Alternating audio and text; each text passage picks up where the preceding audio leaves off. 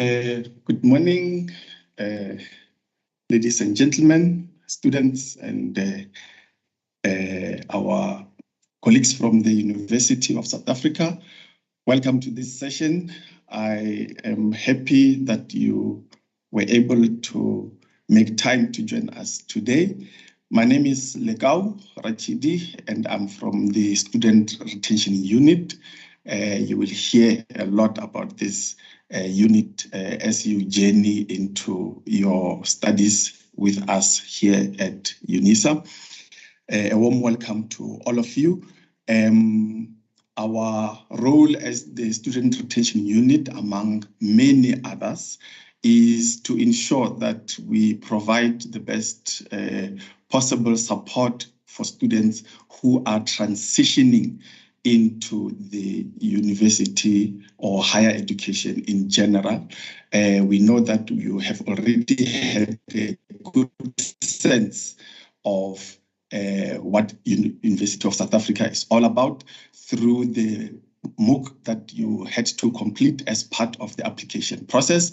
And we are grateful that you took the time to complete that so that you are aware that your journey at Unisa is unlike any other here at the University of South Africa in this higher education space. May I then just get into the logistics of our meeting today, that you'll notice that you may not be able to do certain activities, like some of the chats will be closed and you won't be able to have your mics open. We will have sessions that will open up for you to engage with us on the presentations that we have lined up for you. Because today is all about you. It's all about preparing you for what lies ahead for you in terms of joining us in 2023. And you will have seen on the program that was shared as part of the invitation package that we've got this orientation session specifically to make sure that you understand, you are aware, and that we share all the necessary information with you regarding the registration process, what to expect, what to do, what to avoid doing, so that the experience of the registration process itself is as smooth as possible. Again, you will see that we have student funding colleagues who are going to tell you about the funding opportunities and related processes. Again, you'll see as part of the latter part of the program, the support services that are available for you when you do join us in the new year, what we have in store for you to assist you, firstly with easing yourselves into this new environment, but also to continuously support you as you continue with your studies with Unisa. And lastly, that you will have the benefit of engaging with a lot of these support programs already, and that you don't have to wait to be a fully registered student before you could engage with some of these programs that we will tell you about, which will help you to navigate your new environment come 2023. With that said, welcome, ladies and gentlemen, and I now move on to the next item on the program, which is to ask for an item on official opening and welcoming of all of you to this event. And we have Dr. Phumza Makgatu-Kuno, who is going to render the item and welcome all of us into this event for the next hour and a half. Over to you, Dr. Phumza Makgatu-Kuno. Okay, thank you, Ntatara Chidi. My video has been, okay, it has been enabled. Let me start by greeting my Unisa colleagues and the team who arranged this session, and greetings again to our prospective students. I would like to declare this session officially opened and a warm welcome to you all. I think this session, after the session, you would have gained a lot that is going to help you through your registration process. As Unisa, we care, hence we arranged a pre-registration session. I'm wishing you all the best. Thank you very much.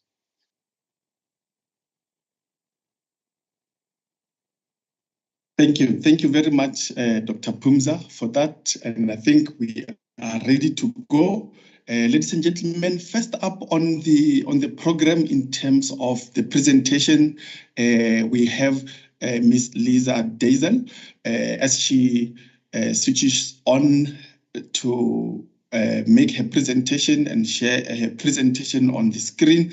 She is from the Directorate Career Counseling and Development, and she will tell you all about what you need to know regarding the work that they do that support you as students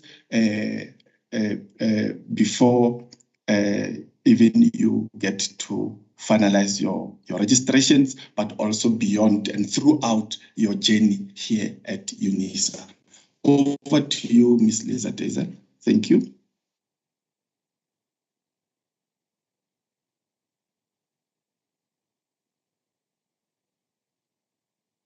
Please just unmute and then we will be ready for you. Thank you.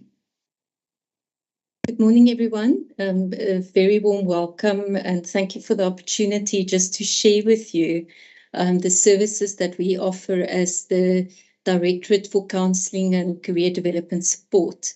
As Mr. Rashidi has indicated, my name is Lisa Dazel and I'm an e-counsellor at the Directorate for Counselling and Career Development.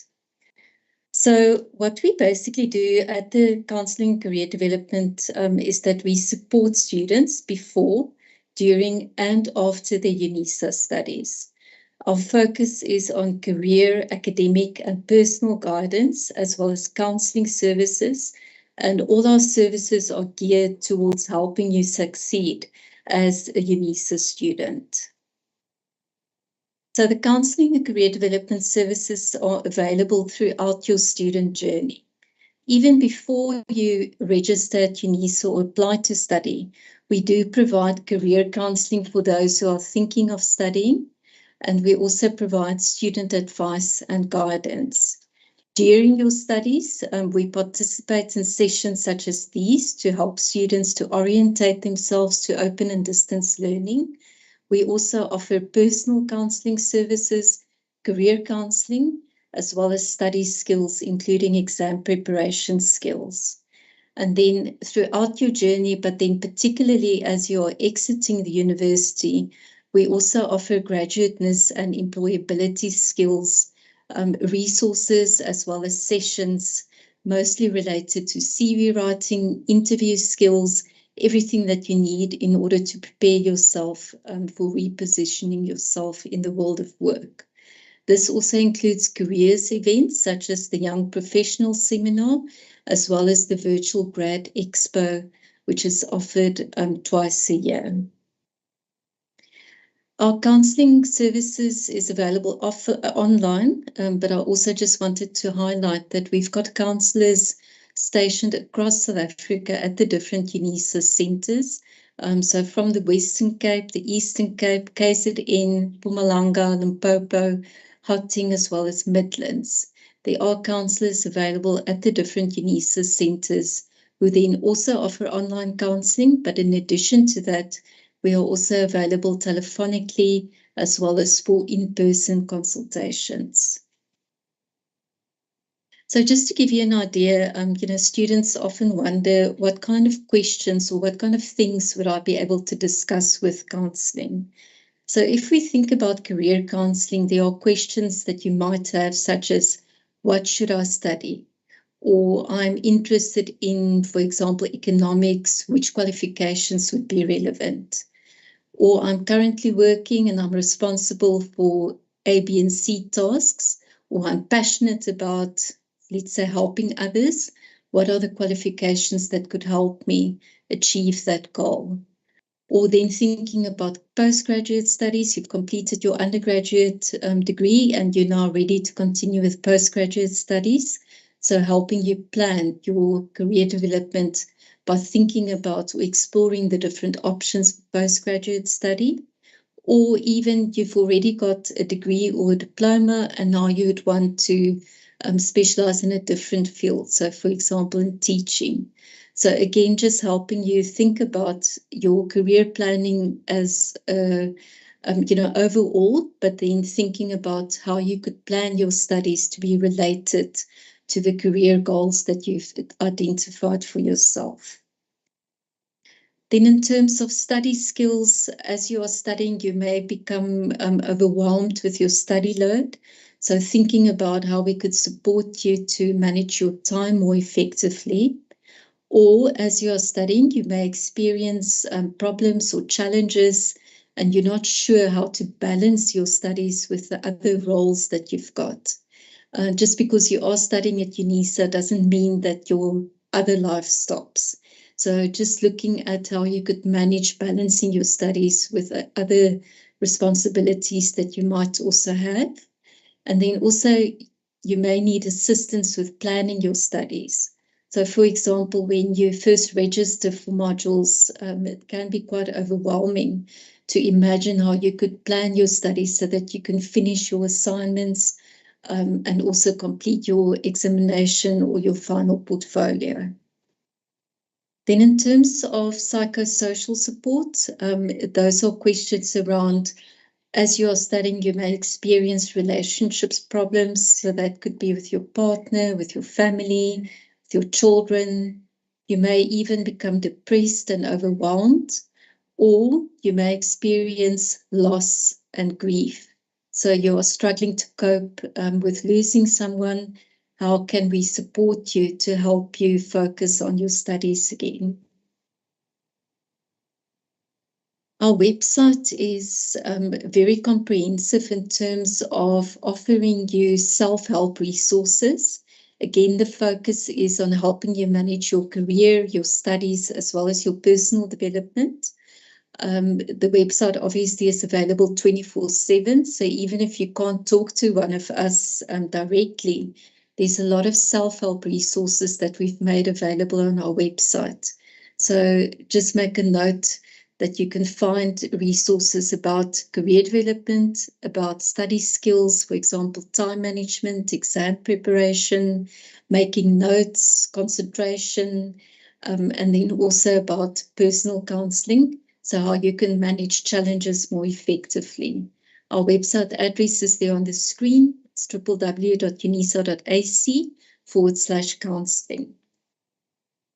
We also offer a lot of career counselling resources on the application website. So even if you are already a student, you've already applied, you've already chosen your qualification, the application website Career Counselling Info could help you to further explore how your qualification is linked to your career planning.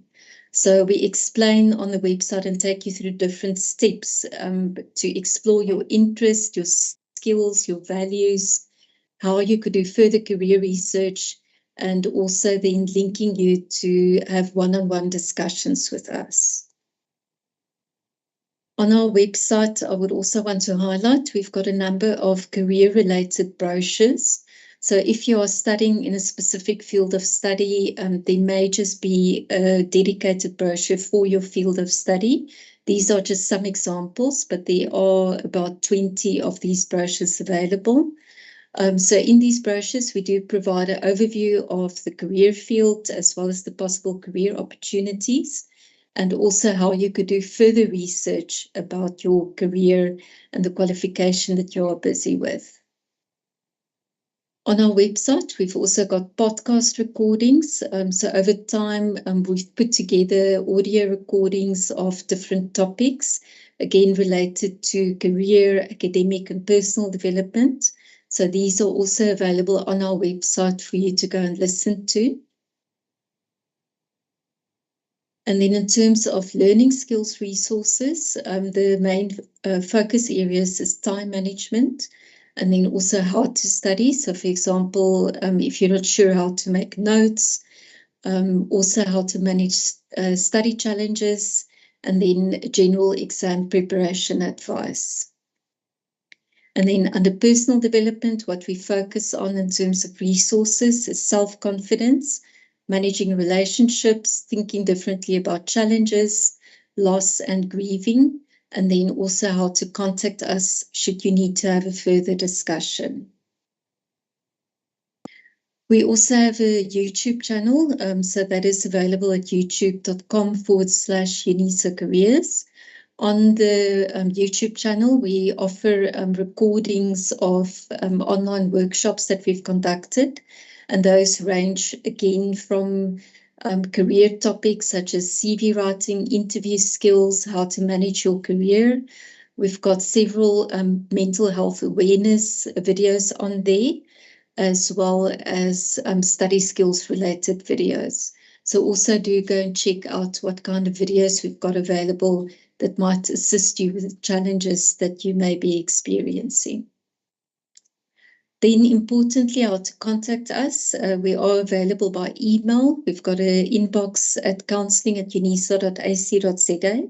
So at any time you are welcome to send us an email if you want to chat. We also offer online appointments service. So you could book an appointment with a counsellor to have a session on Microsoft Teams like we are having now. And then you can also contact a counsellor at your closest regional office to make an appointment to have an in-person counselling session. And that is all from the Counselling and Career Development website, the service. But I am available for any questions that you might have. Thank you. Thank you, Ms. Daisel, for that wonderful presentation showing our students that not only do we care about how they progress in the university, but also that we care about their overall well-being, that we care about what they also are going to be able to benefit from the resources that you have to prepare for their careers as they embark on this academic journey with us at Unisa. I think we will open up a small session for question and answers just after the next presentation, Ms. Daisel. And students can continue to post in the chat any questions for clarity that they may have, and you can assist them through the chat but we will then open up a session later on if there is a need for further engagement. So thank you very much, Lisa. Thank you very much. And I think students are now adding the Directorate Counseling and Career Development as their first friend when they start with their journey here, and they will see that with the next presentations, they will have to keep adding, because these are very important support services that will make their lives and their academic journey much easier. Thank you, Liz. Thank you. Then, ladies and gentlemen, we move on to the next presentation. And before I invite Ms. Ratima to come in, as she prepares to share her screen, just to welcome students who are joining us on YouTube and Facebook. Welcome. As I said, let's continue to have a chat or a conversation on the chat as well. And our colleagues will be there to respond to your questions as you post them there. And in some cases, it might be that they are going to cover some of those questions in the presentation. So please be patient. We'll try and address all of the issues that you have. Thank you very much, Ms. Ratima. As you come in, she is from the Student Funding Directorate, and she is coming to present on funding opportunities from various spaces for you. Thank you. Over to you, ma'am.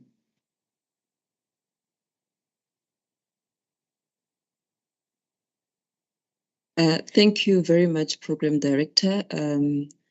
Good morning, students and everybody and colleagues. Thank you very much for having me. My name is Sarah Ratima. I am a Student Funding Officer at the Directorate Student Funding. I am not alone. I am with my colleague, Mrs. Maupi Penyanye. She will be assisting me with any questions that you may have in the chat. So please feel free to pose any questions that you may have. I will be going through the NSFAS funding that is available to Unisa students. Before I go through the different types of funding we have, I would just like to start with a quick introduction as for the Student Funding Directorate. The Directorate Student Funding administers donor funds in the form of study loans and bursaries according to donor criteria. Our aim is to assist financially needy and academically deserving students. Our vision is to be a beacon of great hope and excellence to our students and donors. Our mission is to effectively and efficiently administer all funding at our disposal by ensuring that every stakeholder, particularly students and donors, receive high-quality service from a committed team. The Directorate administers NSFAS, Unisa, and private bursaries. However, I will be going through the NSFAS bursaries, and my colleague, Mr. Mashinini and Mr. Manamela, will be going through the Unisa and private bursaries. We have 5 types of NSFAS bursaries that are funded at Unisa. ET bursary, which is the popular NSFAS bursary that everybody knows of. We also have the disability bursary, Funza Lushaka bursary, military veterans bursary, and the TRC bursary. All these fundings are funded and administered by NSFAS. I'll be going through each of these bursaries as to who and how you can apply for the bursaries. The first bursary is the NSFAS DHET bursary. The applications are currently open and will be closing on the 31st of January 2023. Applications are strictly done on the NSFAS website, that is www.nsfas.org.za. And if a student doesn't have access to a digital device or internet, they can simply go to their nearest NYDA office and they will be assisted with completing an online application. Please note that all these applications are fully administered by NSFAS and they will be conducting the evaluation of the bursary, of the applications. Who can apply? South African citizens and or permanent residents of the country must have an email and a cell phone number. This is very important for registering on the NSFAS website, with a combined household income not exceeding 350,000 rands per annum. Recipients of SASSA automatically qualify for the bursary on the financial eligibility criteria. The required documents to apply for the NSFAS bursary are the student's ID or birth certificate, a copy of the parent's, guardian, or spouse ID, proof of income where applicable. An applicant who is recognized as a vulnerable child by the Department of Social Development must provide a completed vulnerable child declaration form, which is completed by a social worker. This form is found on the NSFAS website. An applicant who has indicated that they have no family member must complete a non-SASSA declaration form. This is also found on the NSFAS website. The bursary covers for tuition fees, learning material allowance, as well as incidental allowance for students who register for 10 or more modules. The learning material allowance is calculated as follows. A student who register 1 up to 4 modules will get 600 Rand per module. So if you register for 3 modules, it will be 1,800 Rand. And students who register for 5 or more modules will receive 5,200 Rands per annum. This incidental allowance for students who are registered for 10 or more modules is 290 Rands per month for 10 months. Please note that these are the 2022 amounts. We haven't received confirmation if there will be an increase for 2023 or not. During the registration process, students will be given an option to choose between a laptop and the learning material allowance. So students who opt for a laptop, the 5,200 Rand will be used to procure a laptop on their behalf by the institution. The second bursary that is available is the NSFAS DHET Disability Bursary. The bursary provides financial support to students with disability who require financial aid and possesses the ability to pass their academic subjects. The applications are also done on the NSFAS website and will be administered and evaluated by NSFAS. Who can apply? The same goes for this one. Students who are South African citizens, permanent residents of the country, must have an email and cell phone number. The combined household income is 600,000 Rands per annum, and SASSA recipients will automatically qualify based on the financial eligibility criteria. The required documents for the disability bursary, it is the same as that of NSFAS. However, students with disabilities must complete an Annexure A and Annexure B form, provide proof of disability, which is obtained from a medical doctor, and they must also submit a quotation for any assistive devices that they may require throughout their studies at Unisa. And all these forms must be uploaded at the end of the online application. The Annexure A and Annexure B forms are also available on the NSFAS website. The disability program covers the following: the tuition costs payable to the institution, learning material allowance, living allowance, also for students registered for 10 modules or more, the cost of assistive devices, as well as human support where applicable. The next bursary that is administered by NSFAS is the Funza Lushaka bursary. The Funza Lushaka program is a multi-year program that to promote teaching as a profession. Bursaries are available to enable selected students to complete a teaching qualification in identified subject priority areas. The priority subjects are available on the Funza Lushaka website, that is www.ufunzalushaka.doe.gov.za. The closing date for the bursary is the 16th of January 2023.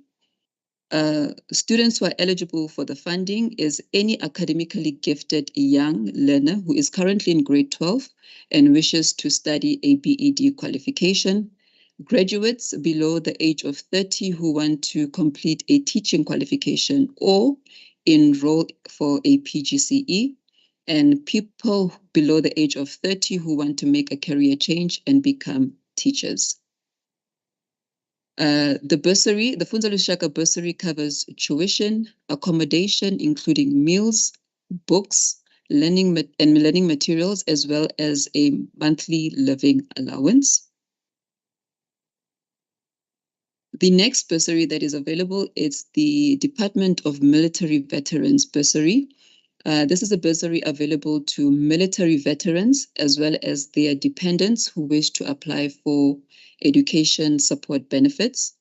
The bursary covers tuition, laptop, learning material allowance, as well as living allowance.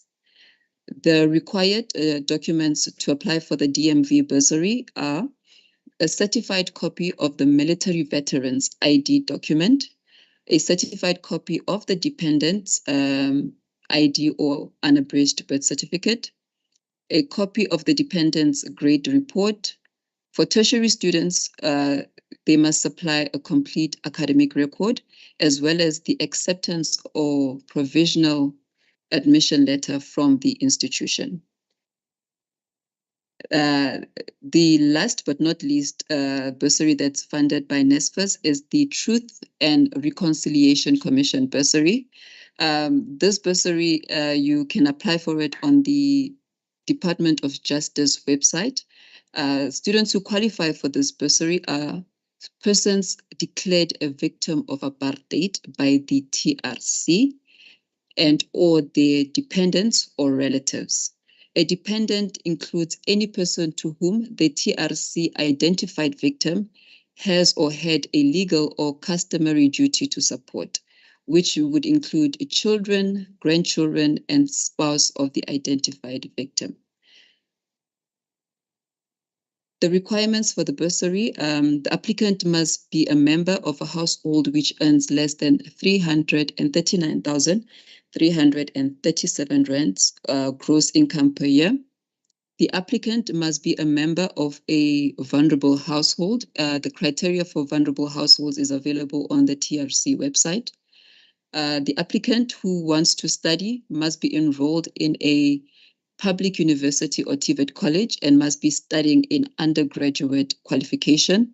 And all applications must be emailed to trceducation@justice.gov.za. The bursary covers tuition, textbook allowance, meal allowance, as well as transport allowance. During the registration, once you've been funded by one of these bursaries, during the registration process, NSFAS will send the institution a list of all the approved students, both new and returning students. Once we receive the list, the Directorate Student Funding will allocate funds for the students and activate registration. Once we have activated your registration, we will then upload your registration data on the NSFAS portal after the closing dates of registration. Once we have uploaded your registration, NSFAS will process your data and they will also verify the following: whether you are registered for a funded qualification and you have not exceeded the number of years to study, which is the N+ rule. All successful data is then linked on an NBA report, which will be given to the institution. Once we have received the NBA report, we will then disperse allowances due to the student. For any inquiries that you may have, you can send them to dsf/nesfas@unisa.ac.za. We have a dedicated team that works on the mailbox daily, so they will be there to assist you. Thank you very much. That is the end of my presentation. Thank you, Ms. Ratima. I think the students have benefited greatly from that part of the presentation. I see that they are uploading the sharing of that critical information, giving them funding opportunities, the kind of allowances linked to those opportunities, as well as the requirements and criteria that they would have to meet in order to benefit from those. I know that you are not done as far as the student funding department is concerned. I believe Mr. Mashinini is joining us and he is preparing to project his presentation. While he does that, I just want to indicate that as you would have seen that for students living with disabilities, that it is important that they disclose their disabilities so that they are able to benefit from the many opportunities that we have just been told about. Mr. Mashinini is ready. If he could just unmute and go for it. Thank you, sir. Thank you, Chair. Good morning. My name is Manamela Kwena. On behalf of Mr. Mashinini, who had some commitments, so he couldn't join us in this particular meeting because he had some commitment with other donors. So I'm here on behalf of Mr. Mashinini, and I will be continuing to present the Unisa and private bursaries. Then my colleague Sarah Tema, as she alluded, that she's supported by Ms. Benyenye, who is also familiar with whatever we are doing on the private side of the bursaries.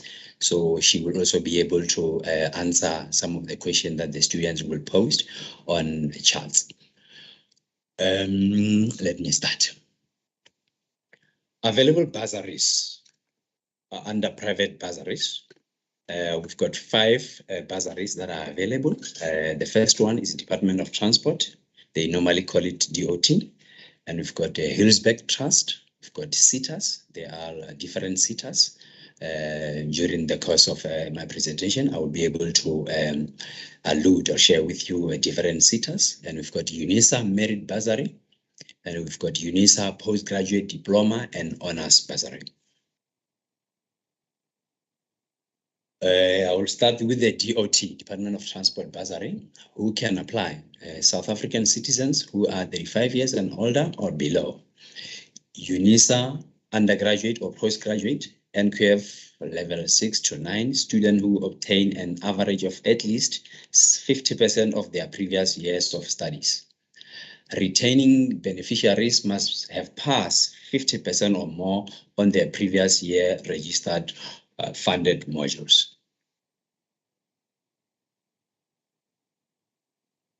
Which postgraduate qualifications and undergraduate qualifications are funded? Only students registered for the following qualification may apply.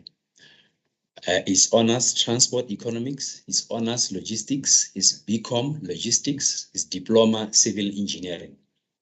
Only those qualifications, if you are enrolling for those qualifications, you can be able to apply. However, due to some new qualifications that are normally introduced within the universities that are falling under a transport field. So we normally have discussions with the Department of Transport so that we can be able to introduce some new qualifications. So as soon as we agreed to a qualification that is new, that the Department of Transport will then approve or agree to say is the right field that is in line with transport, then we can be able to add some of the qualifications that are new. I know there are a couple of qualifications that are new, like your advanced diploma in civil engineering. We are still in discussion with the Department of Transport to look at the qualification so that it can be added on the list of the qualification that the student can apply for their bursary. What does the bursary covers? The bursary covers the tuition fees, prescribed textbook, and the bursary doesn't fund failed or repeating modules.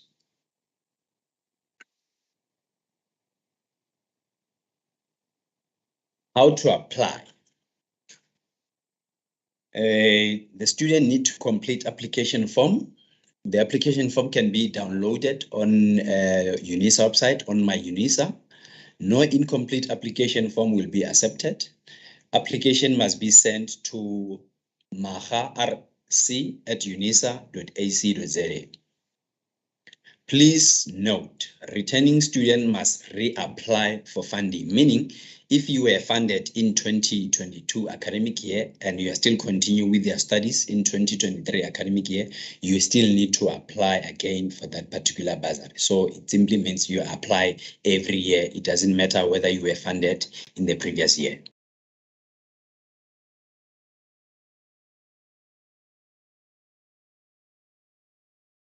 After we assess the application, we send the communication or the outcome of the bursary application to my live email address, not any other email address except my live. The second bursary that is available, it will be a Helensburgh Trust bursary. Who can apply? This is an invite-based bursary based on student academic performance and qualification. You should be a South African citizen, undergraduate and postgraduate studies, and attain an average of at least 60% on their prior year academic are eligible to apply. Students who are temporarily registered and by the 31st of January 2023. So it simply means once you apply for this bursary, you should be temporarily registered on Unisa system. So you shouldn't wait for the outcome of the bursary before you can be temporarily registered, because we know that the times and the period for registration, it might be a little bit shorter sometimes. Whereby the student, they will feel like they will need some extension in terms of their registration. But when you're applying for this bursary, make sure that you are always temporarily registered before you can even know the outcome of the bursary. The bursary will cover financially needy and academic deserving student, missing middle category. Students registered for the following qualification are invited: medicine, technology, visual arts, music, and the Faculty of Health Science.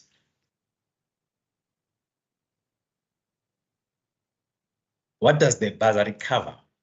The bursary covers the tuition fee, prescribed textbook, transport allowances, any related studies costs, laptops, computers, only applicable to first-time bursary recipient. It simply means if you were funded in 2022 as a first-time student and we paid for the allowances of the laptop, come 2023, we invite you again, you apply, you get a bursary, you are no longer going to get laptop allowances.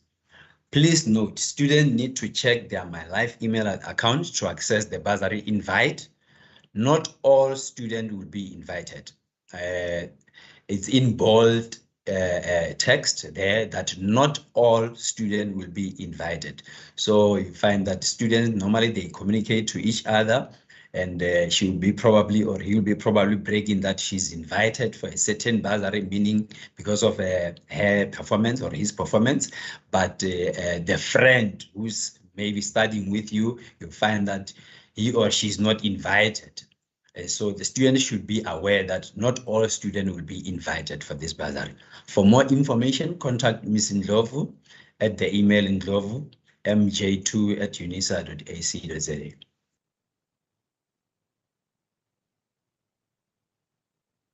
We are on the third phase of the bursaries, which is the third bursary, SETA bursaries. Who is eligible?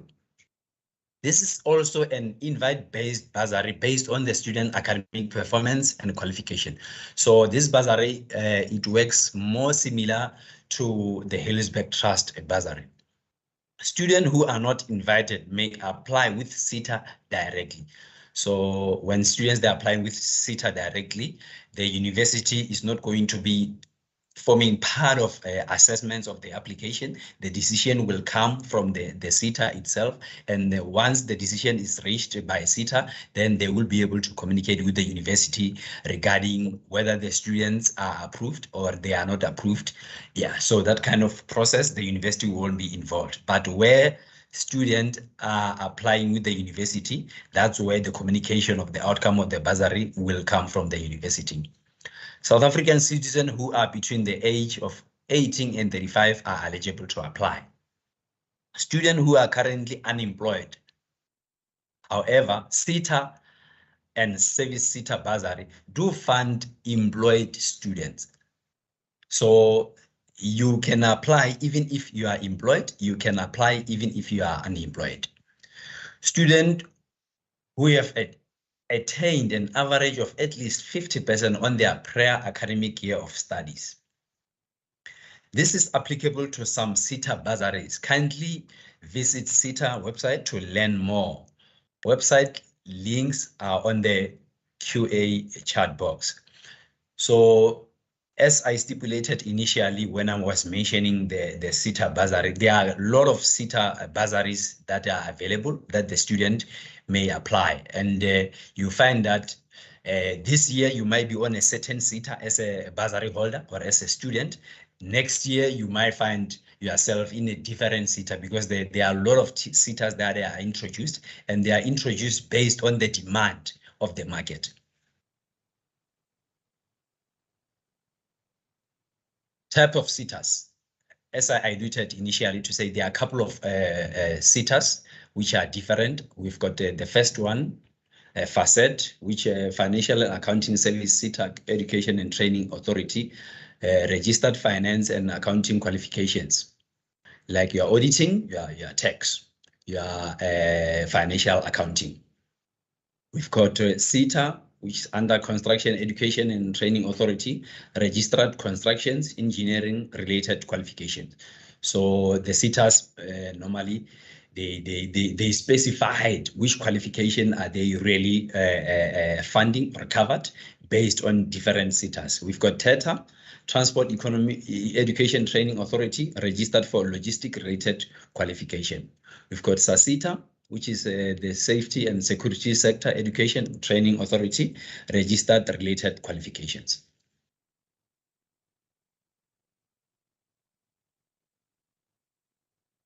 The type of SETA bursaries is continuing. As I mentioned before, that there are a couple of SETA bursaries that are available. We've got ETDP, SETA, Education, Training and Development, Practice Sector Education and Training Authority, registered for educational related qualification. So here, when you are doing your honors in education, your B.Ed in any stream, early child, in there's a early child, there's a further training education. So this SETA is mainly focusing on that.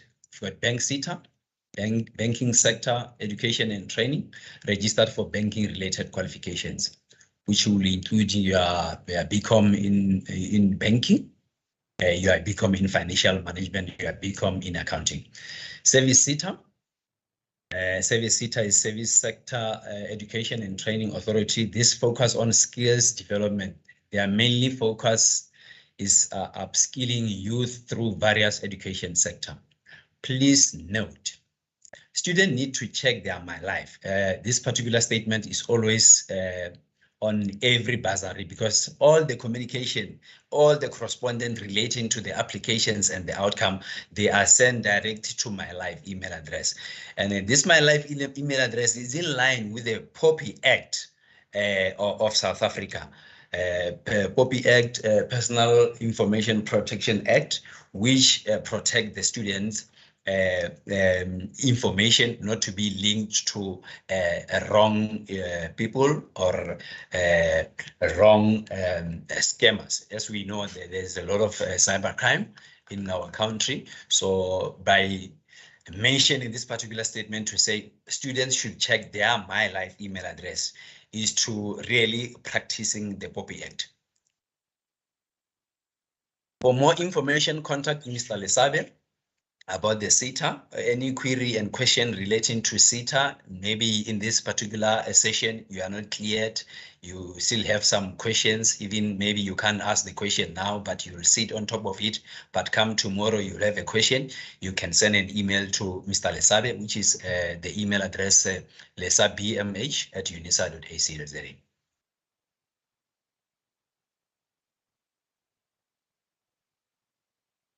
We are moving to the fourth bursary, which is Unisa Merit Bursary. Who can apply? The bursary is only awarded to South African citizens registered for a formal qualification in any discipline at Unisa. So in any discipline, it simply means any qualification. As long as it's an undergraduate qualification, a formal undergraduate qualification, you can be able to apply for this bursary. It continues with regard to the criteria. Student must have obtained an average of at least 75% and above in their previous years of studies. So it simply means if you were registered in this year and you are not having the bursary, or you are using a certain bursary or different bursary, but now you want to apply for a merit bursary. So your academic results for 2022 academic year, you must have at least obtained 75% average. 75% average, it does include all the modules that you passed, that you failed, that you supplement. So it simply means if you have written 10 modules and 9 of them you passed with 75%, and the last one you passed with 60%, automatically you do not qualify for this particular bursary, because it simply means you wouldn't obtain that 75% average. So it simply means all the marks should be more than 75. If it's are not more than 75, at least some of the modules should be more than 75, so that it can balance the equation of the module that is less than 75%, so that at the end of the day, you will get an aggregate of 75%. Financial needy and missing middle students qualify to be considered for the bursary, kept in an annual family income of 600,000 per annum. Awards will only be made if there is a sufficient funding. Students on their second year of studies. So students on their second year studies are the ones that will be able to qualify to apply for this particular bursary. So for example, if you will be a first-time student in 2023, because you don't have a academic history with the university, you do not qualify to apply for the bursary.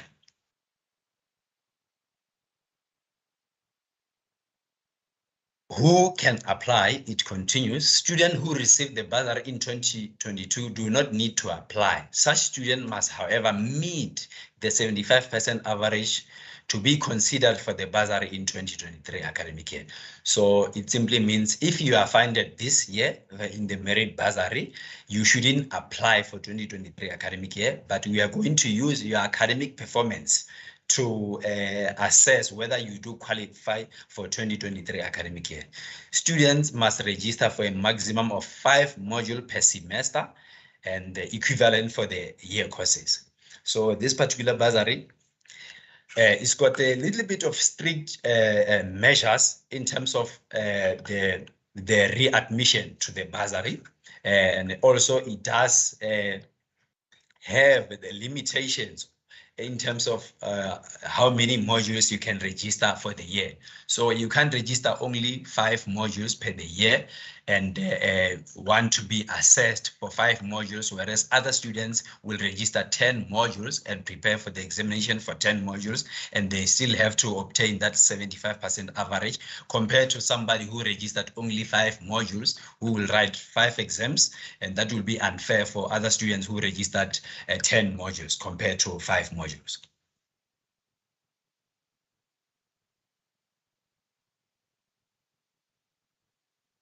Qualifications. Qualifications are funded. Only students registered for formal Unisa undergraduate qualification may apply. This is still under a merit bursary, so you need to be registered for formal qualification. What does the bursary cover? The bursary covers tuition fee, prescribed textbook. The bursary doesn't cover failed or repeating modules. how to apply for this merit bursary. Complete application form, download application form from my Unisa. No incomplete application form will be accepted. Application may be sent to holejk@unisa.ac.za. Holejk, it's me. Hole is my previous surname. So when you're applying for this bursary, you send the application directly to me. Please note, returning student must reapply for funding. Okay, this is just a mistake. Probably they shouldn't apply because they are returning students. As I alluded before to say, student, we are going to use the academic performance of 2022 if you are funded in merit bursary to assess you whether you qualify for 2023 academic year. Students need to check their My Life email account to access the bursary outcome. So as I stipulated initially to say every bursary, every outcome, every correspondent, we send the communication to My Life email address, not private email addresses.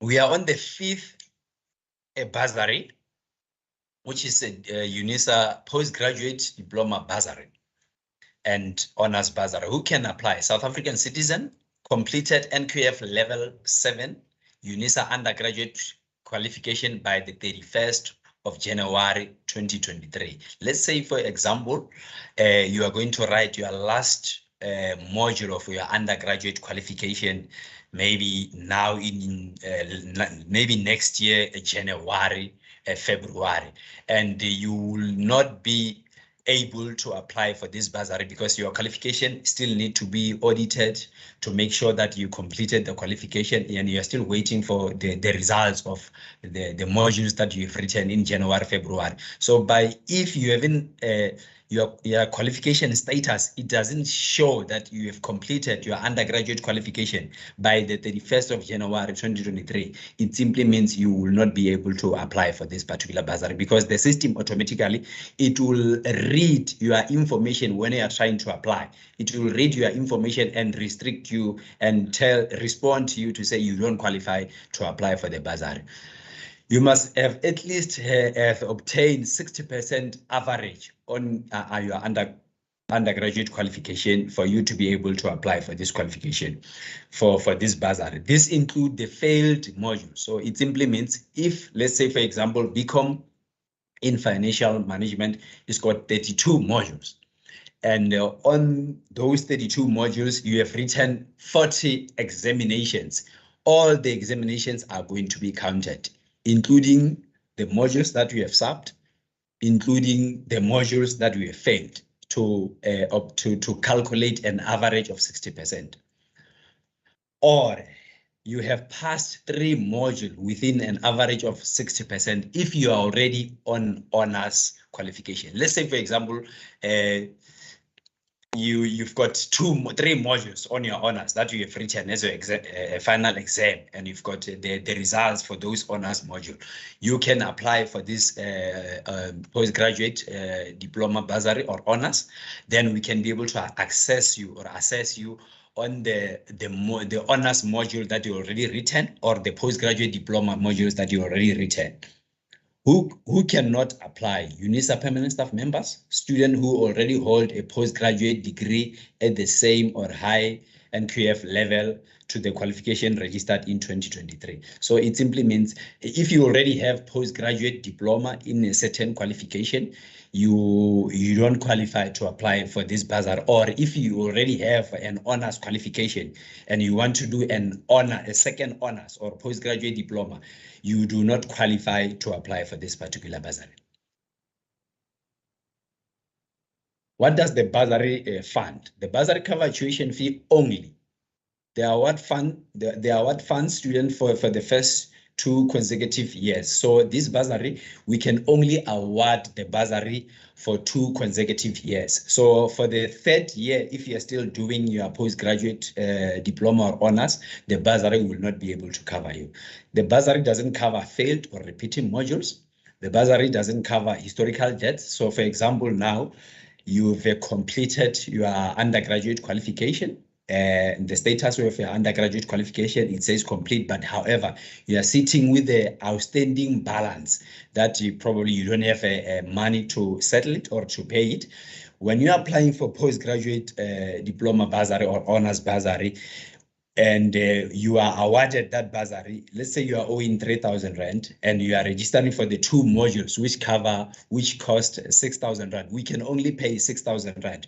We won't include that outstanding balance of 3,000 rand that you are owing under undergraduate qualification, or even if you are doing honors or postgraduate diploma, if you were owing, we are not going to cover the historical debts. Note that the awarding will be provided from the highest to the lowest performing students in terms of the average. So the higher the average you get, let's say we only need at least 60%, but the higher average, maybe the average of 80%, it gives you more advantage as compared to the 60% student, because the funding or the funds may be limited. The budget of this bursary may be limited. So when you are awarding the bursary, we start from high performing students to low performing students.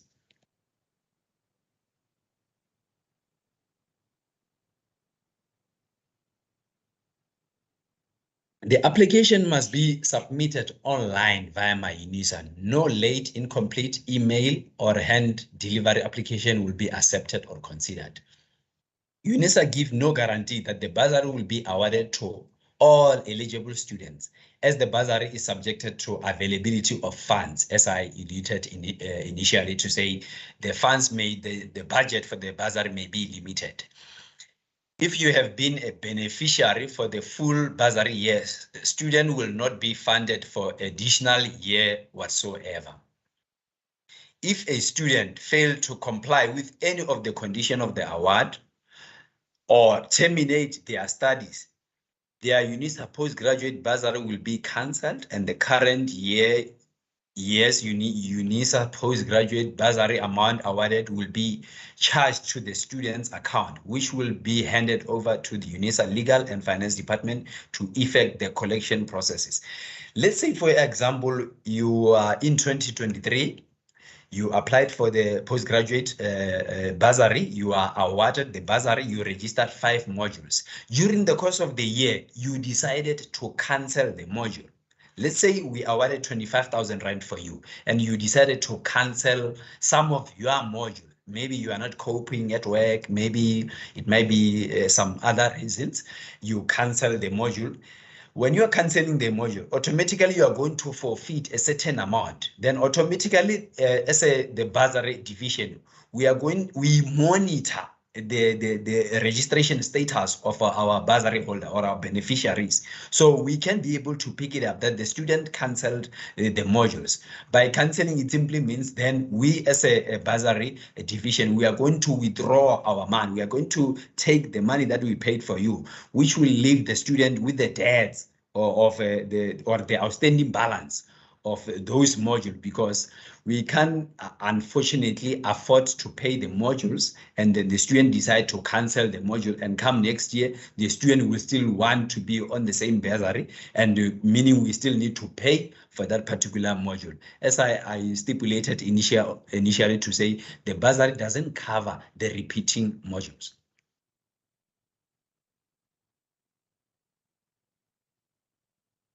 This is just a picture of a Unisa website where the student can be able to access the postgraduate bursary, how to apply, which site you must face, which link you must follow.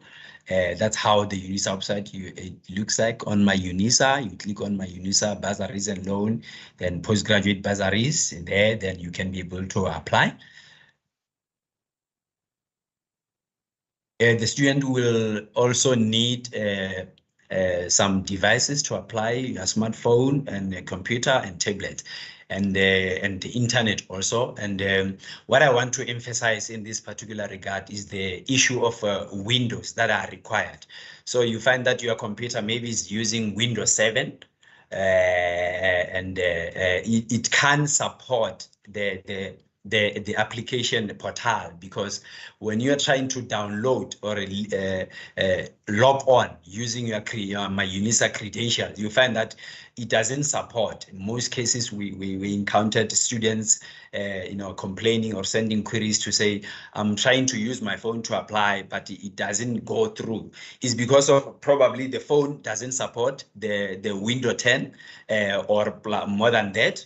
The phone should also have a Adobe reader. So if your phone or your laptop or your tablet doesn't have at least Windows 10 and up, or it doesn't even also support the Adobe reader, then you won't be able probably to even download the guidance or how to apply, because your device doesn't support the system, the minimum system that is required by the university to be utilized.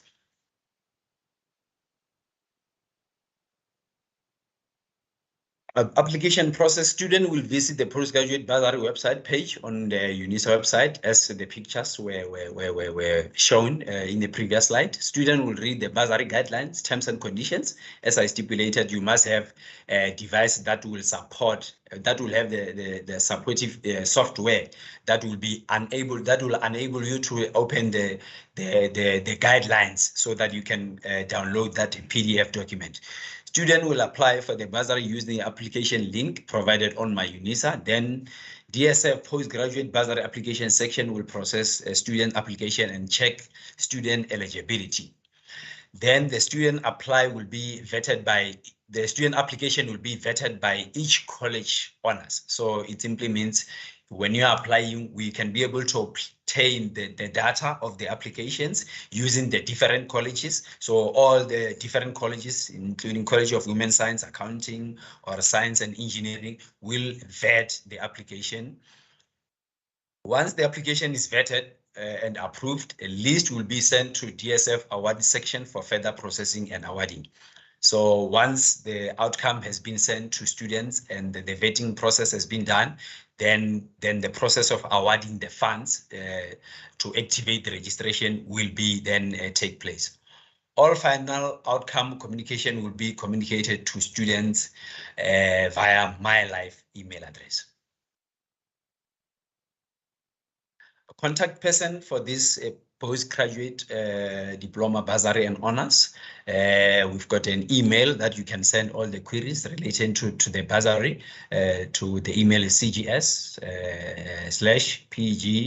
postgraduate bursary, which is pgb@unisa.ac.za.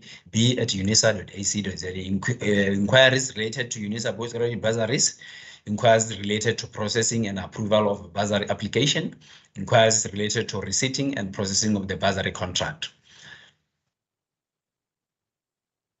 And that will be it, end of my presentation. I hope the information that I provided, it will be useful for every student, and then I will be able to respond to any questions that is related to any bursary that I've just presented. Thank you, and thank you, Chairperson, for the opportunity.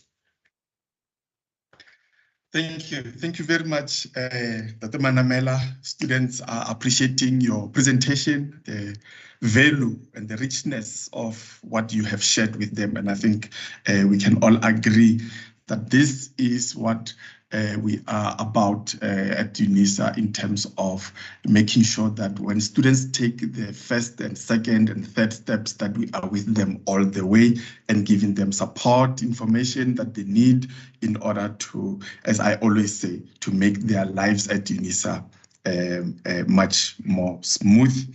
And then I want to, in addition, Mr. Manamela, that we will have you in the chat with your team. I see colleagues are engaging students on the platform. They are responding as best as they can. There are a lot of questions that are coming through, and I'm hoping that some of the links that you have shared on your presentations, that you can include them on the chat as well.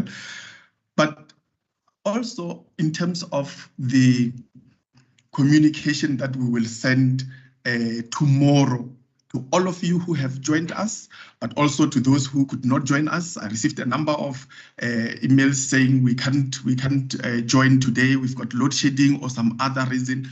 we will, as you will be aware, this session is being recorded, and that we will take the recording and we will be able to send it to you, packaged with all the necessary information that has been shared with you today. So look out for an email in your mailbox tomorrow, where you will have more information about the topics that we would have covered here today. And with that, I must also repeat myself that you have yet another friend to add for your engagements with the University come next year. Amongst us, we've got National Student Representative Committee members, and I'm going to give one of them a chance to say something later on. But first and next is a presentation by Ms. Lizelle Stemmet. She is from the Directorate Applications and Registrations, and she is preparing to make her presentation, and she's going to be addressing a lot of the questions that I see on the chat about the registration process itself. I saw something about application for exemptions and things like those. So she will be covering a lot of those questions. As she is preparing, I must also indicate that there were a number of questions that were coming through regarding what is my life, what is my Unisa, when will I have access to it? Because Mr. Manamela did allude to this a lot in his presentation. So stick around. In the last two presentations we are going to have, they are going to be talking exactly about what that is about, and I'm referring to my Unisa and my life. Ms. Lizelle Stemmet, see you are ready. Please go for it. Thank you. Thank you, and good morning to everybody. I hope that everybody can see my screen. If somebody can just confirm. Yes, we can see. Thank you. Although registrations is not open yet, registration will only open in January next year. There is a few important pointers that you need to take care of.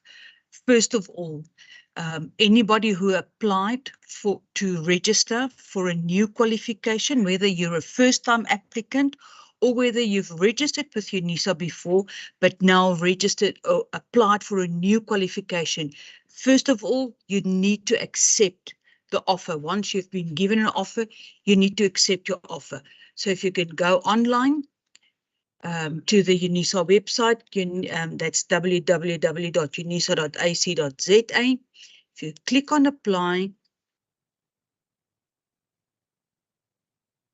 like I said, whether it's a first-time applicant or a returning student, it doesn't matter. Yeah, under the applications tab, the very last step, step 5. Remember, these steps you've already completed when you applied for admission. Step 5, it says application outcomes. If you click on that, it will give you information. Please read through the information. It says here, I've received an offer. What must I do? First of all, you know that you have to complete the MOOC, and then after completing the MOOC, you have to click on accept offer. If you have not accepted the offer, you will not be able to register. Please, please remember that. Accept an offer, you click on that. Your student number, you would complete your student number, continue, and then officially just click on yes. And then once applications, or rather once registration open, then you can go to your My Unisa. Remember, you must also claim your My Unisa email address once you register, because that will become your official email address for communication. Once you've accepted your offer and you claimed your Unisa My Life email address, Unisa only communicates with you via that official email address. That's the only way that we can ensure that you actually get the relevant information that Unisa is intending to communicate to you. All other email addresses, like Gmail addresses, etc., it's not secure. So, and Unisa cannot risk somebody gaining access to your personal information, because we have to comply with the POPIA Act. That's why we only communicate officially with you via your My Unisa or My Life email address. Please keep that in mind. So when you need to register, there is, like I said, there are information here. So please, please take a moment and read through this, because the information here is valuable. First of all, you will be able to get the registration dates. These are still the dates for 2022 because we are waiting the publishing of the new dates. So if you need to see when registration opens, when it closes, the first initial payments and the final date for payments, it will all be here. So please go through that so that you ensure that you don't miss a very, very important date. You can either click on start the process or find your qualification and choose your modules. Now remember, if you have applied for, let's say, a BCom degree, you will click on the relevant college and whichever qualification you then applied for. Let's say you want to go, you applied for a Bachelor of Commerce General. Remember, if you applied for a Bachelor of Admission to a Bachelor of Commerce General, you can't then decide, okay, you know what, I want to change, I want to do it, I want to register for the BCom in Human Resource Management instead, because you were not given an offer for that qualification. Unisa has totals that they must adhere to, and only X number of students can be admitted per qualification. Those totals are different for different qualifications. So that's why you cannot just register anything you like. You must register for the qualification that you applied for. So if you click on the BCom General, this is not just an example. The information on the qualification itself is here. It tells you how to choose your modules. Remember, if there's a co-requisite or a prerequisite, you must first comply with that. Gives you your examination timetable, transitional arrangements, and then it gives you your curriculum. If you want to register for Economics 1A, that's fine. No prerequisite, no co-requisite. The moment that you click on Economics 1601 and you want to register for that, it says, yeah, I'm going to highlight this prerequisite. So you cannot register for this module unless you have passed this one first. Okay, so that's what a prerequisite means. Prerequisite means that there's another module that you had to register and pass before you register for a certain module. Co-requisite, this one, if you want to register for this one, you must register for that one together with this one. Okay, so you need not have passed that module first. You can register for this module if you register for that one together with this module, or obviously after you've passed that. Okay, so I hope that makes it clear. That's the difference between prerequisites and co-requisites. Let's just do another example. If you want to register for IOP 1601, you needed to have passed that one first because it says it's a prerequisite. All right.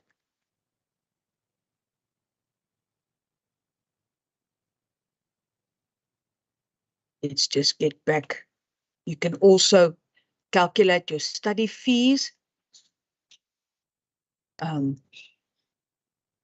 Indicate the modules that you want to register for, and there's a study fee quotation. If you click on that, Obviously, the academic year will be 2023. You indicate whether you're in South Africa, any other countries in Africa, or all other countries, because there is foreign levies payable. All right. Qualification level, indicate if it's undergraduate or postgraduate. You want a library access card, and do you need to apply for matriculation exemption? Now, this is for first-time students. This section here is for first-time students. So if you applied and your matric certificate at the bottom will state access to higher certificate, diploma or degree studies, or higher certificate and diploma, or just higher certificate. If your NSC says admission to higher certificate only, then you can't register for a degree. You must register and complete your higher certificate first of all. Only the old, before 2012, or 2008, sorry, 2008. Only matrics passed before then can apply for matriculation exemption, because if you only passed your matric with a senior certificate, but by now, obviously, you are older than 23, then you can apply for a matric exemption granted on grounds of mature age. And there's a certain number of criteria that you need to meet for that. These are becoming fewer and fewer as more people now complete the NSC. So only if you are a candidate that completed an old matric, then you click on yes, and it will automatically calculate and add the matriculation exemption fee for you. All right.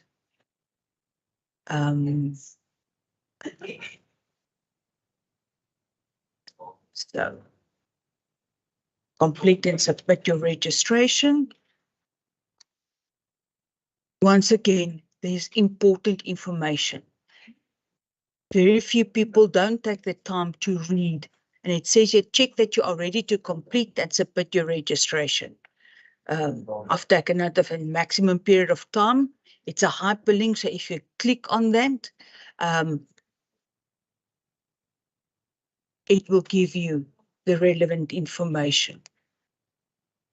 Calculated your study fees. Again, that's a hyperlink. I've read the Unisa student rules.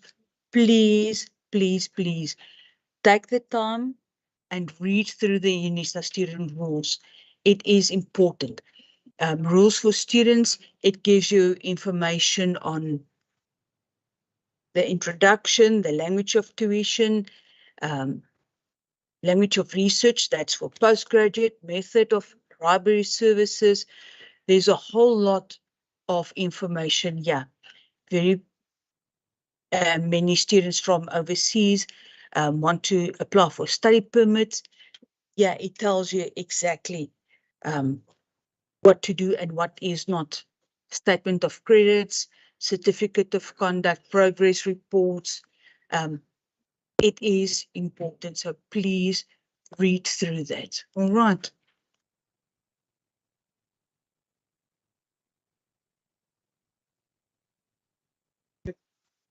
So we are at registrations. Go to online registration. These are the steps to follow. Please follow the steps. All right. It tells you about study pack delivery options. You can either collect it at the counter or via your first courier parcel is free of charge. Post office, so that's where you can obtain your student material from, or you can obviously also download it and have it available on your My Unisa. All right. You get to open the page. Now you remember Unisa, so ODEL, Open Distance Education Learning Institution.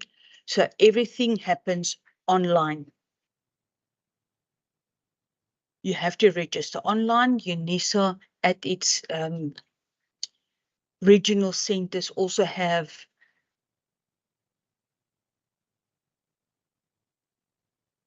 computers where you can register.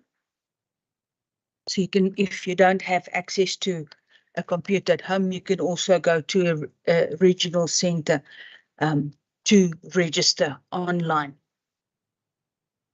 So if you click on register and you click on go, that's undergraduate, postgraduate, master's and doctoral. Master's and doctoral is a different process, but for our purposes, let's go to undergraduate registration.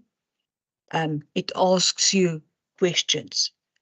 Have you ever registered at Unisa previously? Yes, if you are a returning student, or no, if you are a new student. All right. And as you click on the relevant, it will take you through the whole process. It's a step-by-step process.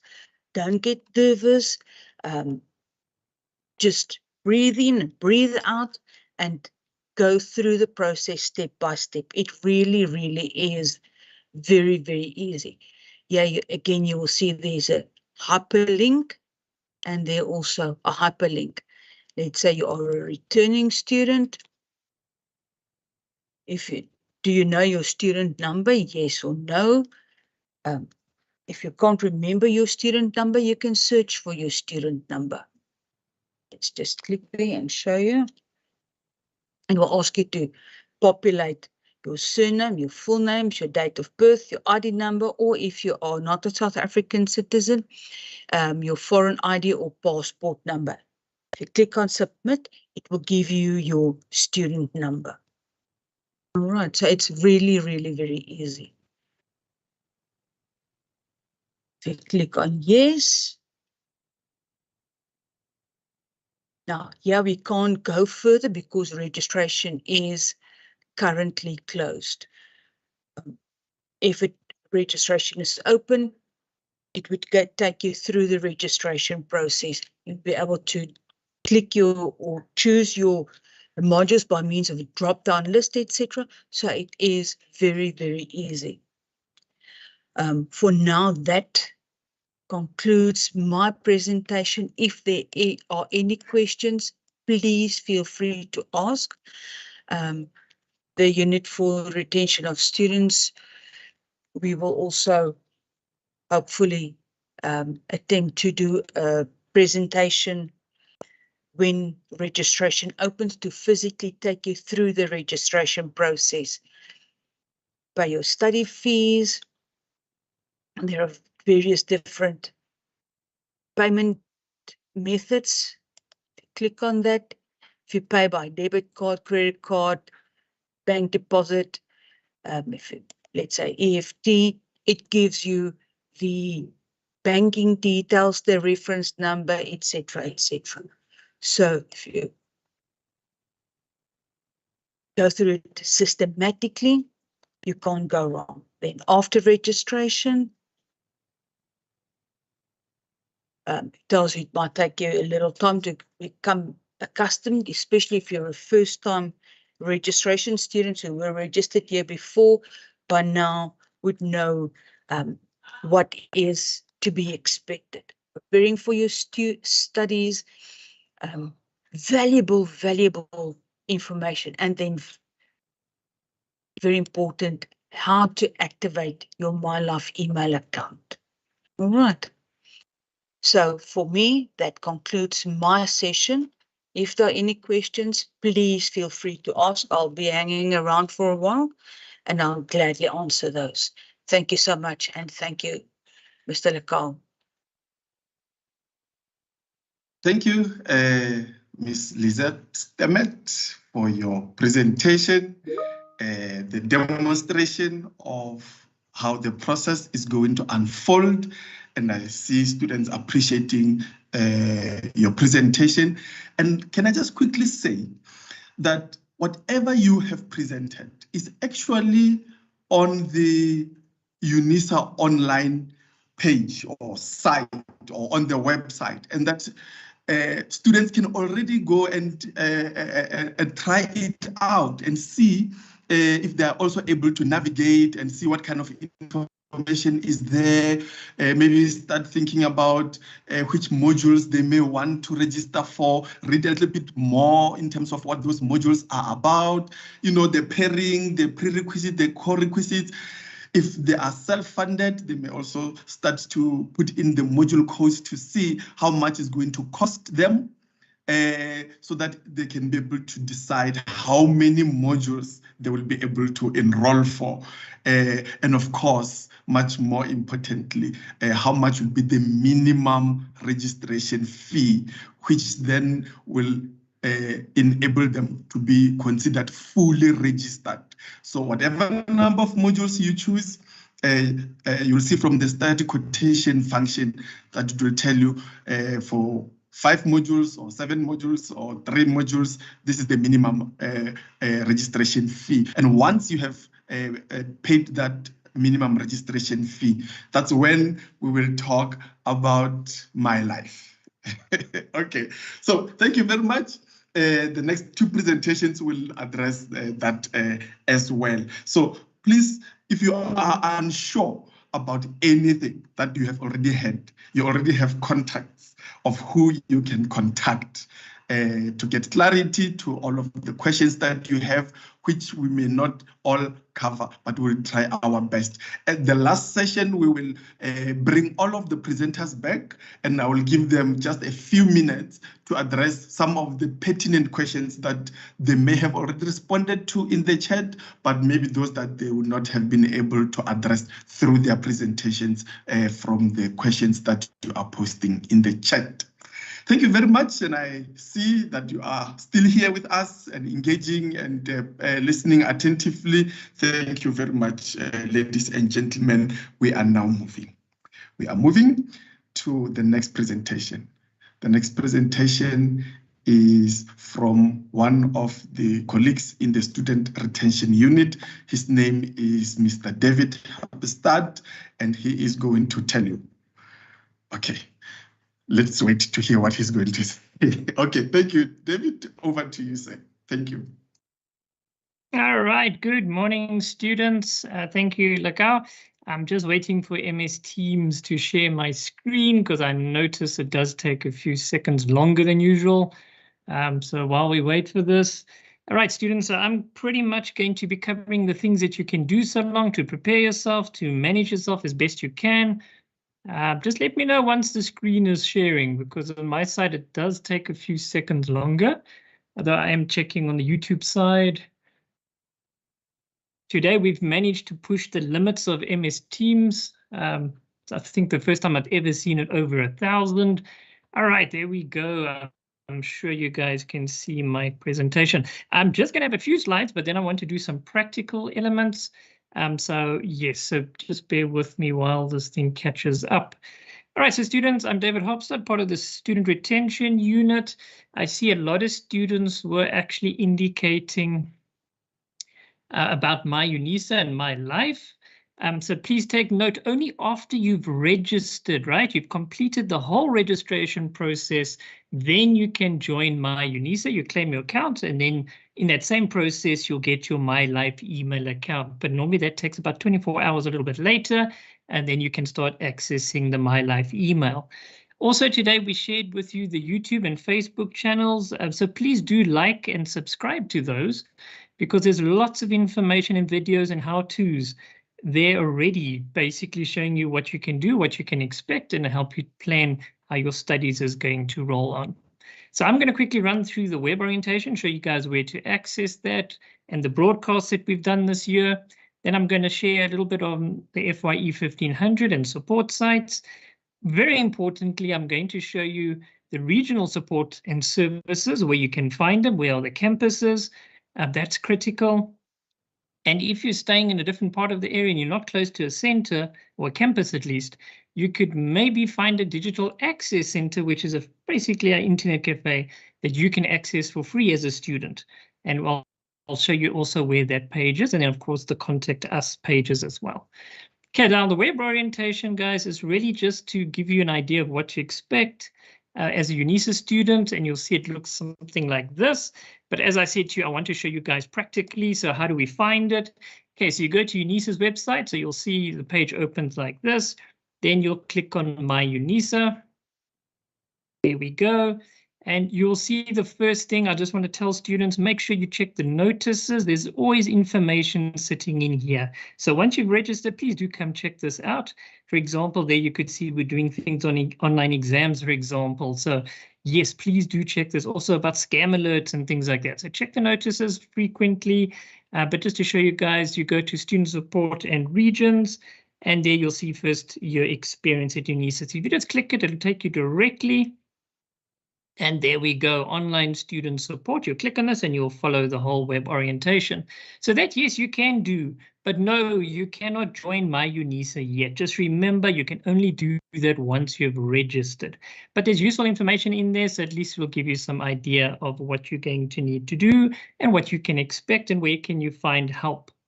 Then we've also got our broadcasts that we had this year. There's from the first semester, so different topics that we cover. And you can actually go see these videos here, for example, a portfolio assessment, how did that all work, and multiple choice questions, how does that all work? So you can kind of get an idea of all the things that you're going to be busy with. So you can go watch these videos on our YouTube channel as well. Then what will happen is once you've registered, we are going to then join you automatically on our FYE 1500. This is basically a MOOC course that it's going to be free, doesn't count for credits or anything, but what it does do is it provides you a lot of information about all the different elements that you might need to know for your studies. And then if you work through all the different lessons, you'll see there's lots and lots of information. There's also courses that you'll be able to do that are also linked to the colleague that's going to be speaking after me with regards to learning how the My Modules platform works, how the My Exams work. I say my page has been here probably for too long because I was logged in. There we go.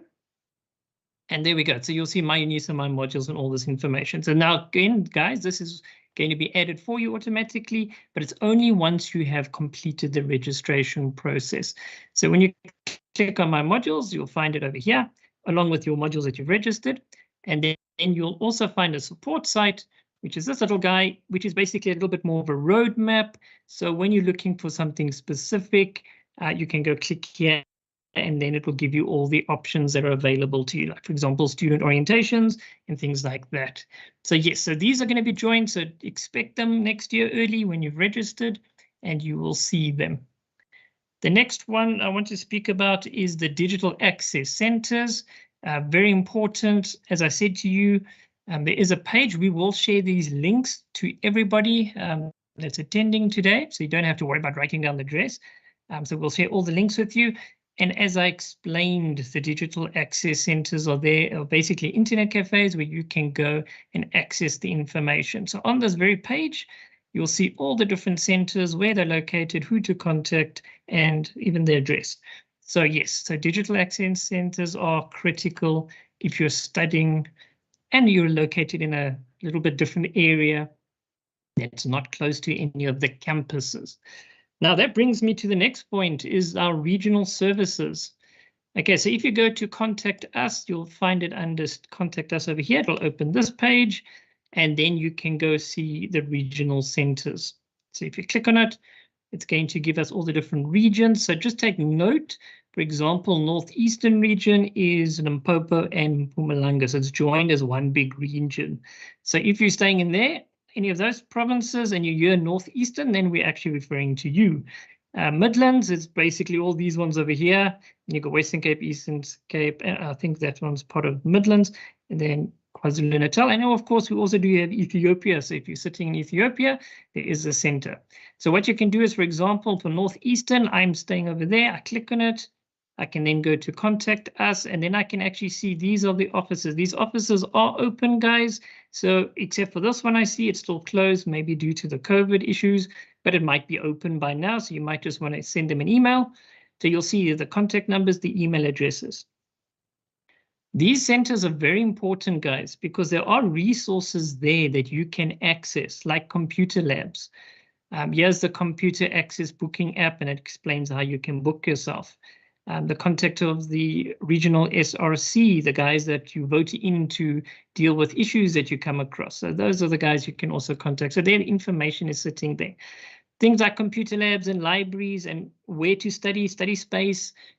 So go and check these centers. They are open. The colleagues are on campus. So please do go visit them and see what's available. You can do that already. You don't have to be a student. Anyone can go and visit. You'll just have to declare it at the security entrance point. All right, so that's how you can see all the regions. Now that, as I said, that's quite important. If you've got other queries that you're looking for, so under Contact Us, you'll have, there's the very first option, Contact Us. You'll see there's the toll-free number, and if you scroll down, you'll see all the different things that you can contact within Unisa. Okay, so there's admissions and registrations. You'll see there are the contact email addresses, and you can go through from assignments to exams. You'll see there are contact numbers as well. So hopefully there are people there. There's all the colleges, and then again, there's the regions. Okay, for example, this is Eastern Cape. And if you want to go to the computer lab, there's an email address, so you can actually go email them and say what's going on. If you've got any maybe application queries or registration queries, there they are, student admin. Okay, so there's the emails, but please don't send it to all of them. Just send it to the one that may be closest to you as an example, and let them respond. Because if you send it to a whole bunch of people, most likely everyone's going to think everyone else is responding to that email. So please, that's just an email etiquette. Send an email only to one email address, not to the whole library of emails. All right, so then you can go through and check all the different regions. As I said, the regions are all over the country, and there are all the contact details. So this is kind of like your phone book. So please do keep it handy. And that's pretty much from my side. So I'm looking forward to seeing you guys next year with registrations, and enjoy your festive season and come back safely. Thank you, Ms. Rajidi. Thank you, David, for that.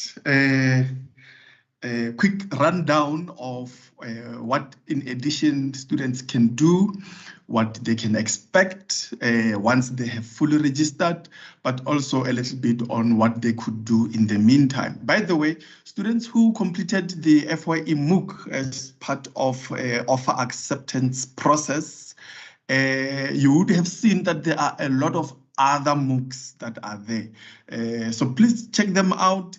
Those that are of interest to you, do that, because most of them are meant to, are just open for you to access. So they're free, and that you can access them for you to gain more information about particular areas. Just to reiterate on the issue of the My Life email, ladies and gentlemen, perhaps you're asking yourself on your Gmails and stuff. And of course, you will realize that that is because you are not yet fully registered. And that the only way for us to contact you in the meantime is through your private emails. But once you have registered, we will no longer be contacting you on your private Gmails, but using the My Life email addresses come the new year. Great, thank you, David. Thank you, ladies and gentlemen. We are now off to our second last presentation, which is by Mr. Richard Wright, and he will tell you all about what he has prepared for you. I see he's ready. Over to you, sir. Okay, good afternoon, everyone. So I'm just going to introduce to you some resources that you can have a look at already, just in preparation for once you register. So if you go to unisa.ac.za, the main website that you're familiar with, this is basically the process that you will follow. So you already did your applications, and now you're going to wait to do your registrations. And then once you're registered, you can immediately go to My Unisa, the student portal where all student activities take place. So getting started with My Unisa, it contains two aspects. It's the My Admin, and then as well the learning management system, My Modules. So when you start out, it's going to be quite, a lot of information that you need to cover. But please note, we do have a lot of support that's already available. And next year, we will also be hosting quite a lot of workshops to really get you ready for using this learning management system. So one thing I want you to take note already from my Unisa, as David also mentioned, have a look at the notices when training is going to be conducted. Also on events, all the training is conducted online. The regions will also have regional workshops that they conduct, but have a look at events to see what is available so that you can join the first, how can I say, workshops starting in February. But on this notices, there's already a digital resource that will help you to basically get started already. So download this resource. It's a PDF document. Let me just zoom out here a bit. So this document basically is posted that contains the process that you will follow. So once you've registered, you've finished the online registration, now you can register for My Unisa. And remember, once you register for My Unisa, you also get your My Life account. So remember, this will only happen once you've registered. So these are the steps that you will do. So the first is, for instance, where do you actually find your online studies? There's video links on these documents. So you'll basically start from the first row going down, click on the YouTube video. It's short clips, 2 minutes. So you can really just see exactly how to do it. And I'll show you now just a little bit of one of the videos. So what you will do is first a good understanding of what is my Unisa, my modules, my life. How do you then actually go and claim your My Unisa logins? So remember, these logins aren't sent to you automatically. You have to come and claim your My Unisa login. And it's very important that you do it as quickly as possible after registration, because as mentioned, all communication will be there then to your My Life email accounts, and announcements will be posted on your modules that you do not want to miss. From here, you can then also, download the mobile app, the Unisa My Modules app, and then finally also access your email account. Then we've also got a whole list of series of how do you now actually get started? How do you find your module? How do you navigate this learning management system? How do you update your profile? All the links are available here with short videos. And then finally, once it comes to for your first assignments, what type of assessments are being used? How do you actually submit these assessments? So all the information for you is on here. So please go to My Unisa already, download this document, keep it safe. So once you've registered, you can come immediately and start working through this process so you can get started as quickly as possible.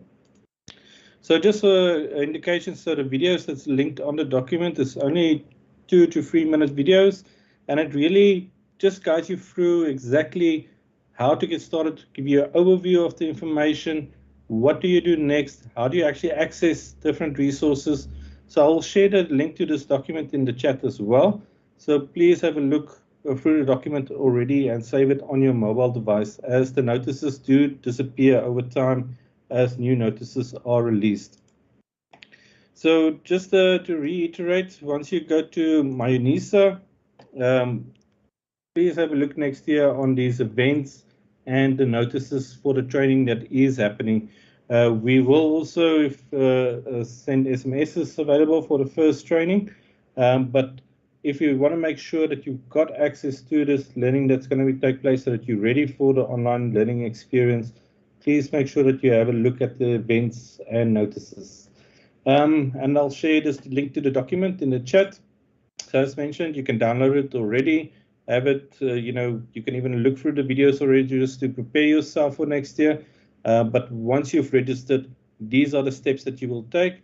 You will go through this content very quickly just to get up and started. Thank you very much. Over to you, Lekau.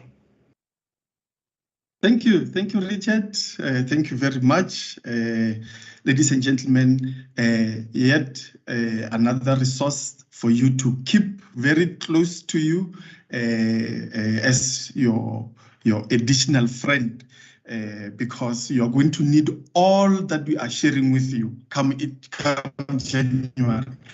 And that is the reason we're having this session this time of the year, to make sure that you have enough time to engage with all of this, because it can be very overwhelming. Come January, you have just completed your registration, and now you are overwhelmed with all this information. So take time throughout the remaining time in the year, early in January, and to just make sure that you ready yourself for your journey, so that you can minimize levels of frustration if you are not able to get hold of or access to certain information that you need. Can I just indicate that, because I see on the chat, it may have already been addressed, but I want to indicate that you first you first register. In other words, you select the modules you want to enroll for, and then there will be an indication on the confirmation of modules that you have selected. The will the amount that you must pay in order to activate your registration, or so that you can become a fully registered student. So how much you pay, because I see some questions about payment, whether it can be before or after. You first have to wait for the registration process to open, select the modules you want to register for. On the letter you will get, it will indicate how much you must pay as the minimum amount. And once you have paid that minimum amount, that's when you can be able to access some of what we have already told you about. The important thing here, ladies and gentlemen, is that register early. Even if you don't have money to pay immediately, but register. As soon as registration cycle opens, register. You will be what we call temporarily registered while you're looking for money to pay to activate your registration. In that way, you will have less of challenges to deal with. Right, now I'm on to the very last presentation, and I am with you on this item, bringing to you Ms. Gumbi. And Ms. Gumbi, as she prepares, I'm not sure if she's going to share her screen. As she prepares to do so, she is from the National Student Representative Committee, and she would like to say 1 or 2 words for you. And we will then wrap up with all the presenters who have come to make the presentations, to highlight the most important issues that are in the chat. Because of time, we will not be able to address all of them. But as I said, whatever you still have issues with, we will be able to address them through the information package that we'll prepare for you, that you will receive in the next day or 2. Ms. Gumbi, you are on the floor. If you can unmute and then share with the students what you would like them to know about the NSRC. Thank you.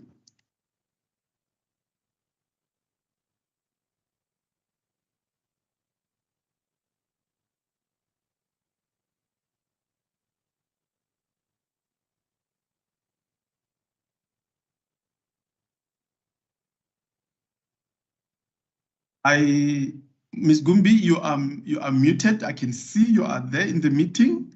Please unmute if you are able to, and then try again. Thank you.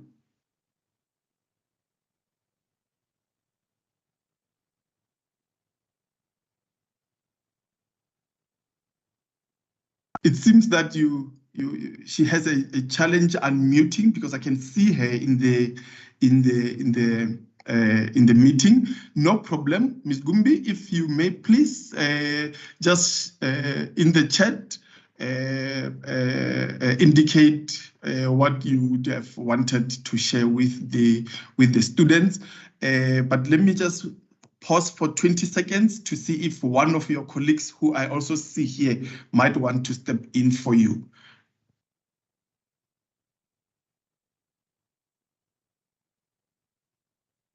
Ms. Gumbi, I can see you are now unmuted, but we can't hear you. But please go ahead. Let's try and see if we can hear you now.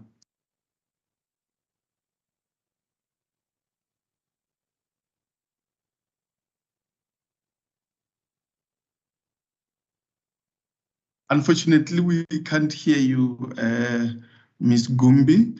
My apologies, ladies and gentlemen, for that technical issue. As I say, please do indicate in the chat, Ms. Gumbi and colleagues from the NSRC, if there's some information that you can share with them on the chat. And as I go back to presenter number 1, Ms. Lisa Dazen, for any issues that may have cropped up from the discussions in the chat, if you would like to highlight some of those, please, you may unmute Ms. Lisa Dazen and address some of those issues. Thank you. Thank you. Most of the questions just asked me to share our contact details, so I've done that. I was just thinking as I was listening to the other presenters, you know, there's so much information available on the Unisa website, and it can become quite overwhelming in trying to navigate this journey, you know, how to start studying, how to register, how to apply for student funding. But what I would want to reassure students again, as the guys mentioned, that there are, Unisa is there to support you. And then in particular, the Directorate for Counselling and Career Development, as I shared the resources with you, as well as our contact details. So please be proactive. You know, if you find that you struggle, if you feel that you are lost, reach out and ask for help. We won't know that you are needing help if you don't ask. So that's just the invitation from me at Counselling and Career Development to please, you know, save our email address, counselling@unisa.ac.za, and let us know at any stage if you need support. Thank you very much. Thank you. Thank you very much for your availability to support the students from your end. I'm going to go back to the NSRC later on in case they would have been able in the meantime to sort out the technical challenges. Next was colleagues from student funding. If I can allow Ms. Ratima first, to be able to address some of the issues, if you would like to highlight any. Thank you. Over to you, ma'am.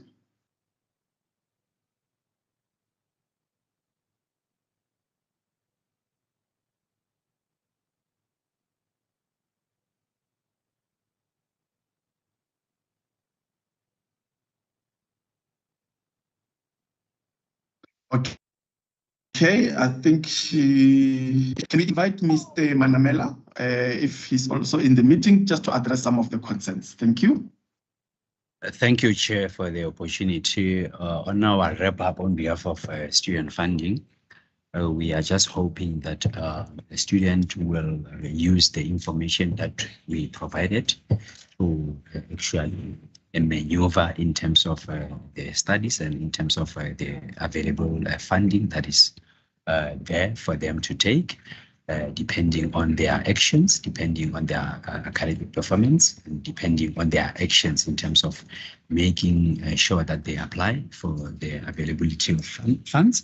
And most importantly, the issue that I would like to address is the issue of cancellation. I know that my colleagues have touched on it, but the students, they tend to ignore such important information, especially after they have been funded from our side.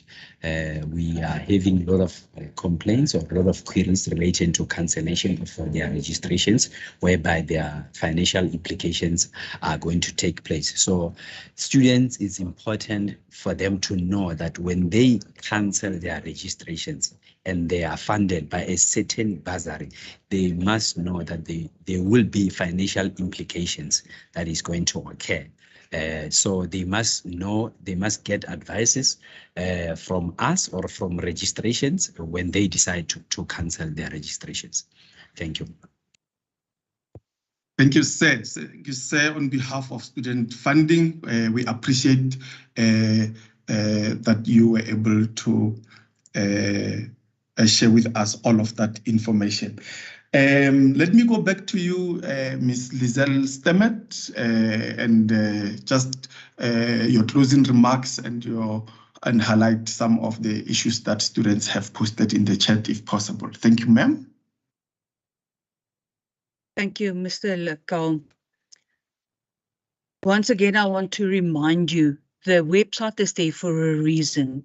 I see there's been a lot of questions on credits and the MOOC exams, etc., and all that information is available on the website.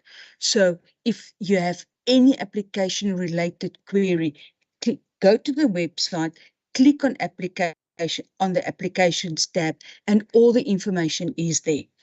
If you still have a problem, you can always send an email to studyinfo@unisa.ac.za, and there are a number of staff members that will be able to assist. If you have any queries on registrations, you can use the very same email address to pose your registration queries once registrations are open. Remember, you must first complete the MOOC before you will be able to accept your offer. I see that there's a number of students who have asked, like they are unable to accept the offer. If you have not completed the MOOC, you will not be able to accept the offer. Also, we are busy with the enrollment management program for certain qualifications. We are way oversubscribed, and so we have to run the enrollment management program, which will rank the students, and only after that process is completed, you will receive an offer. But you will receive email communication from Unisa with the email address that you supplied. If your email address had changed, please inform us so that we can record your correct email address so that you will receive the relevant communication from Unisa. With that, it's almost Christmas. I want to wish you all a very Merry Christmas. And I hope that 2023 will exceed your wildest expectations. And we look forward to welcoming you as students in 2023. Thank you. Thank you. Thank you, Ms. Demet. Thank you for that. We are wrapping up in the next 2 minutes. I want to go back to Ms. Gumbi or any of her colleagues. If you can unmute, and let me see if you are able to unmute. I see not quite. Oh, yes. Ms. Gumbi, can we try again? I can see you're unmuted. Can we try again to see if we can hear you?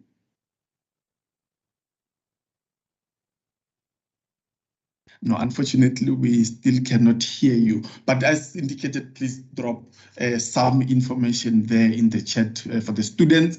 But you can also share that information with us so that we can include it in the email pack that we are going to put together to share with the students along with the recording of this particular session. Thank you very much. We are at the end of the presentations. We are at the end of this very important and critical event in your journey here at Unisa, and we want to thank you very much for taking the time off amongst the things that we would have planned to do to be with us here, and we hope that that we have been able to meet your expectations as per the invite that we sent, and that you found the presentations and the sharing of information valuable, and that you will be able to keep that information as your reference point whenever you come across challenges, but that you can always replay this presentation from the recording link that we are going to share with you. I want to just close off by saying that this event would not have been possible had it not been Professor Mahano, our acting executive director, who could not be with us, but to thank also Dr. Pumza Mahatu Kuno, who stood in for her. Dr. Pumza Mahatu Kuno is the acting director in the Directorate Instructional Support and Services. And then we had Ms. Lisa Dazel, Ms. Ratima, Mr. Mashinini, who unfortunately also was not able to join, but Mr. Manemela very ably and capably stepped in to share the news of funding there in their space, Ms. Stemet, Mr. Wright, and Mr. Hapestad. All the organizers from the Student Retention Unit, staff from the Student Retention Unit, everyone who was able to assist with many in the chat box, with responding. Ladies and gentlemen, thank you very much. And I think maybe we must just pause just for 2 seconds and just applaud the presentations that we have had and applaud ourselves for being able to just make it to this session and be able to join and share with us all that we had prepared for you. Those who are joining us from YouTube, thank you very much. From Facebook, thank you very much. Like and subscribe so that you can have access to information as and when we post an update. We see you again in January. The best of luck to all of you as you prepare for your new journey. And we will also have a post-registration orientation where we'll be telling you in a little bit more detail some of what we have in store for you by way of student support, and we will do that immediately after registration closes in the new year. Have a wonderful remainder of the year. Merry Christmas to all of you, and Happy New Year, and we hope to meet and see you again in the new year. The event is closed. Thank you very much. Goodbye.